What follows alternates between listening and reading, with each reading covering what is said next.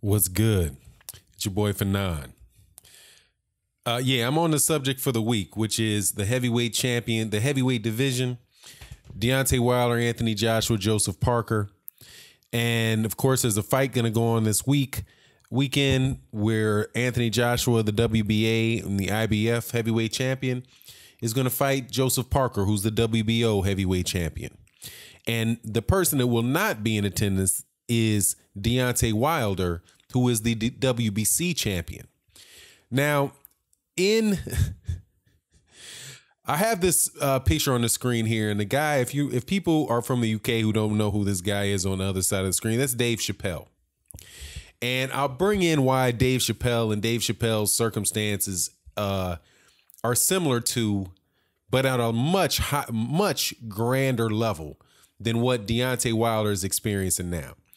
Now, before I do that, I'm going to have a live stream later today to talk about this subject. Also Canelo Alvarez versus Gennady Golovkin, and whether that bout's going to be made because of the positive tests that have taken up. Also, we got Lara and Hurd coming up pretty soon. So we're going to have that discussion along with, other discussions. And the best way to know about it coming up is by hitting the bell icon, hitting the subscribe and then the bell icon so you can be notified of when we have the discussions. And it's a very good way to have real-time questions, real-time conversations with boxing fans, for people who it really try to attract people who are a little more mature and capable of having good conversations without trolling the comment section or really, becoming really negative in the comment section. So for people that just like to talk boxing, it's a good place to be. And I invite you to come. So I hope you accept my invitation to come to the next live stream. Now, that said, there was a big controversy about Deontay Wilder saying that he was not going to go and cover this bout between Anthony Joshua and Joseph Parker for the unification fight. And the reason that he said that he wasn't going to go was because Anthony Joshua said that he wasn't going to let him in the ring in order to face off with him if Anthony Joshua won. Deontay Wilder said that if Joseph Parker won, pretty much the whole show's going to shut down because, so he doesn't even know whether or not that would be necessary to face off with Joseph Parker, just because more than likely the whole world, the whole place will shut down if Anthony Joshua loses. So he said before he went there that he wanted to go, he would be willing to go and cover the fight for Sky or sit in the front row if Anthony Joshua, if he could get in the ring and look Anthony Joshua in the eye and tell him that he wants to have a bout, he wants to fight him. And Sky Sports said, the guy, president of Sky Sports said, yeah, you can do that. And then a few days later, after they ran the idea by Anthony Joshua says no, he can't get in the ring. Now then, so Deontay Wilder, and also, Anthony Joshua infamously said that if Deontay Wilder doesn't get more reasonable or whatever, that he'll just freeze him out. So it's just looking more, and on top of it, started telling stories about how they had reached out to Deontay Wilder's team and how that fight didn't work out, and if Deontay Wilder, asking as if Deontay Wilder is the one that didn't want the fight, and it wasn't coming from Eddie Hearn and his side. So regardless, after all that, Deontay Wilder says, no, I'm not coming. I wanted to get in the ring with the guy. The guy doesn't want to get me in the ring. I'd have loved to be there. But hey, man, I said I'd come if I could look him in the eye. That's what I care about. And Anthony Joshua said no. Now the media over there is in a tizzy because they didn't expect that. So Johnny Nelson today says something that I found, honestly, number one, I thought it was really condescending. And number two, I thought it was ridiculous. And what he said was, look, I don't know who's advising Deontay Wilder to not come here. He could be here today. Do you see all the media? Do you see all the people? And he could have got his name out and people would have been, he should be making 5 times more, as if you can validate that he should be making 5 times more money, but he should be making 5 times more money. And how could he not take advantage of the situation? And eventually, he's really going to regret this several years down the road, that he didn't take this opportunity to come to the UK and provide his insight to on this fight in the UK. So I thought to myself, and then he said, I don't know who's advising him. Maybe it's just his boys talking to him. I mean, acting as if this dude doesn't have the ability to make a decision for himself, can't weigh his own decision, know what's important to him, and make a decision based on that. And it very well might be that it is a smart move, because you never know what it's going to be until things pan themselves out. They pan out. You don't know whether or not him covering a fight was going to wind up putting him in a position where they were going to try to put Dillian White, face him off with Dillian White, when he's not interested in Dillian White. He's interested in Anthony Joshua.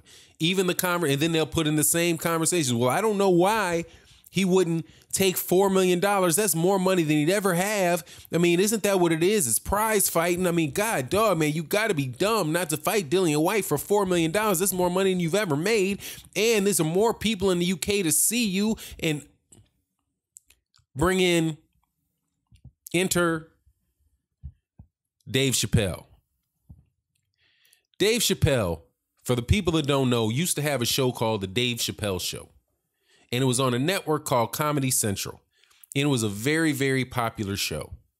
It was a skit comedy, and he had a bunch of characters that were very, very funny, and people really enjoyed the show.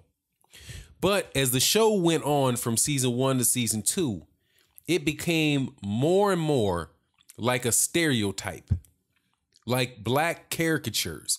And it almost got to the point for me watching it towards the end where it was denigrating black people on his show. Similar to the way that in Living Color, another comedy show, sketch comedy show in the 1990s, started off real well. And then the more input that was put into it, the further down, the further it went down and down and down and down, and to the point where it just became dang near blackface. And that's my opinion. Other people may not think that, but that's what I thought. And Dave Chappelle said that they tried to put him in a dress. And he's like, I'm not wearing a dress. And they wrote down a script, right? And he's like, no, Dave, it's going to be real funny, real funny. I want you to put on a dress. And you'll just, be a woman. And he's like, I'm not putting on a dress. And then a producer came in and said, hold on, here's a, look, Dave, look, we really want you to do this. We really want you to do this. And he's like, no. And then I think he said like 5 minutes later, they came in with another script that didn't have him in a dress. And he was like, what? How did you write that quick? If you already had a script or a scenario laid out where I wasn't wearing a dress, why wouldn't you just offer me that one to begin with? Right? So, and I think that there were some other creative differences. Now, Dave Chappelle had signed a $50 million deal to do this show. And I don't know if it was for another 2 seasons, but I believe it was for more than 1 season. Might have been 2, might have been 3 seasons. That he was going to get paid $50 million. He was going to be guaranteed $50 million. Now, I didn't read the contract, of course, but that's, the general information that's out about it. It was $50 million. And in a couple episodes into the show, Dave Chappelle walked off the show and didn't come back. And everybody went nuts at the fact that he walked away from $50 million. They thought it was career suicide, that it would be blackballed in the industry, that nobody had ever been offered that much money and walked away from it. And he got people, because he went on vacation to South Africa for 2 weeks. He had people in the media talking about how he had lost his mind, how he went crazy, how he was having an emotional breakdown. He's a schizophrenic, right, or bipolar, and he skipped off to Africa and he moved away and was living somewhere in a hut, right? I mean, you know what I mean? In the middle of a rainforest, kind of stuff like that was all because he did something that mainstream media or people like Johnny Nelson would have thought was absolutely nuts. And for example, Oprah Winfrey, when he came back, he gave an interview to Oprah Winfrey. And Oprah Winfrey sat and trashed him over the idea that he would walk away from $50 million. Ironically enough, he's like, nobody earns that type of money. Who would ever do that? And Dave Chappelle was like, you do, Oprah. What about you?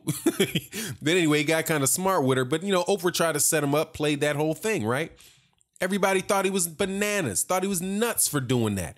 He had ruined his career. He'd never be able to make, where else is he going to get $50 million from? But Dave Chappelle stuck by his guns and was like, you know what? No, I don't want this. I don't want to do this. I'm not happy doing this. This is not the type of work that I want to do. I don't want to wear a dress on TV. I don't want to put out the type of material that they're requiring me to put out because of the money they gave me. Is that what Dave Chappelle did? So where's Dave Chappelle now? Right? Is he ruined?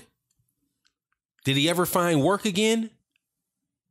Dave Chappelle did stand up for several years, just went back to work, never stopped working, just left TV, took a vacation, went back to comedy clubs, started doing shows where you couldn't bring your TV, you couldn't bring your cameras in, you couldn't, some people wound up bringing cameras in and leaking this material out.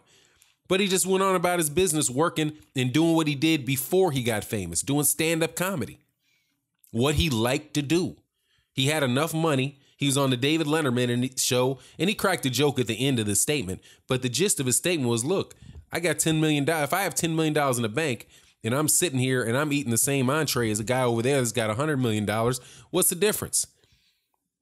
Then he said an astounding $40 million. He cracked the joke. But that's the punchline.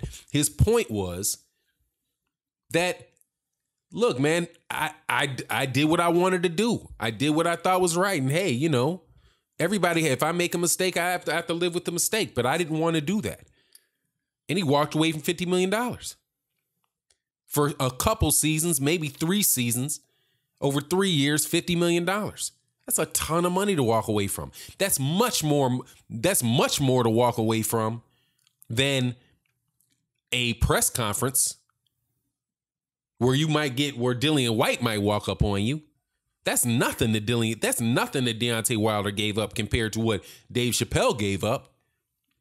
He risked being completely blackballed and never being hired for another show again. So fast forward to 2018, and Dave Chappelle, by walking away, just got done for 3 hours of work. 3 hours of work. 3 one-hour comedy specials. He got $60 million for 3 one-hour comedy specials on Netflix.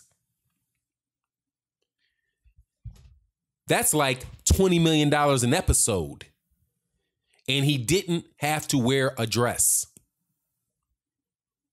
And he's probably now one of the top in-demand comics still in the world. He didn't fall apart. It didn't wind up being a bad decision when things played out for him. He's got more money than now he does have that $60 million for 3 hours of work.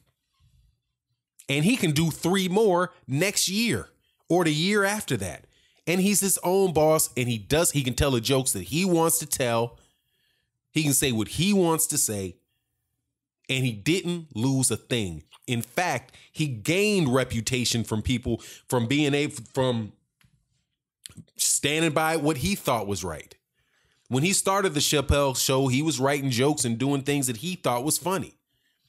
Then somebody grabbed hold of his vision, tried to change it around, turn it into a minstrel show. He said no, he walked away. And he survived. So I don't know if Johnny Nelson knows that story or not when he says that, Deontay Wilder is going to live to regret the fact that he didn't stand there and let Johnny Nelson interview him. Yeah, maybe he will, maybe he won't. Maybe he won't. Maybe the $4 million that he passed up with Dillian White, maybe when he makes $20 million in a mega fight, then maybe he'll make that up. Or maybe he won't. Maybe just like the first part of Dave Chappelle's joke, maybe he'll just have to settle with $5-6 million in the bank, owning property, and, being just rich, Maybe he'll settle with just having to be rich. Maybe he'll just, I know I only earned, I only got $7 million in the bank. Hey, man, I'm a failure. Right? Come on, man. And then let's not even talk about Muhammad Ali and the fact that Muhammad Ali, just off principle, walked away from an entire career. He walked away from an entire career because somebody wanted him. They said, Muhammad Ali, you will not have to fight.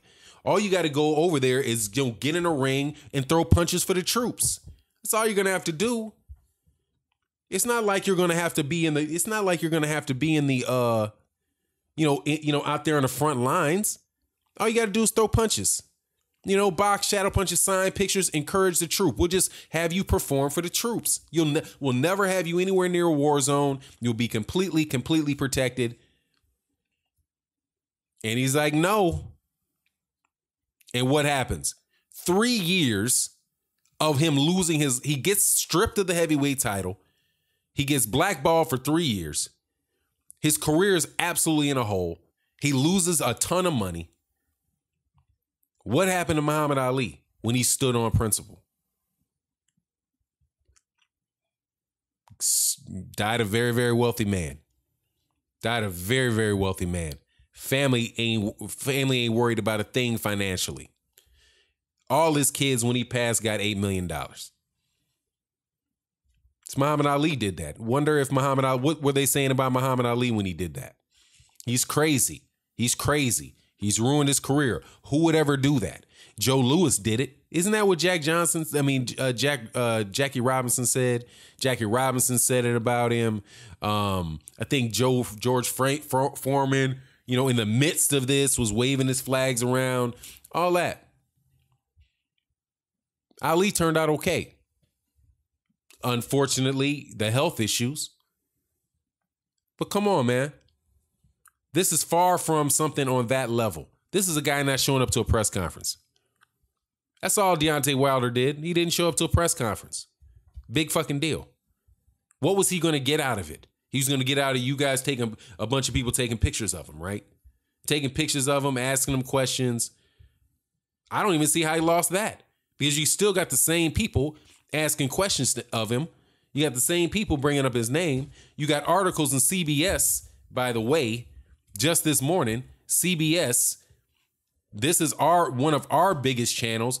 The title says pressure mounts on Anthony Joshua as his star rises. And in the intro to the title of it was Anthony Joshua is becoming a star. This is what they say in the US.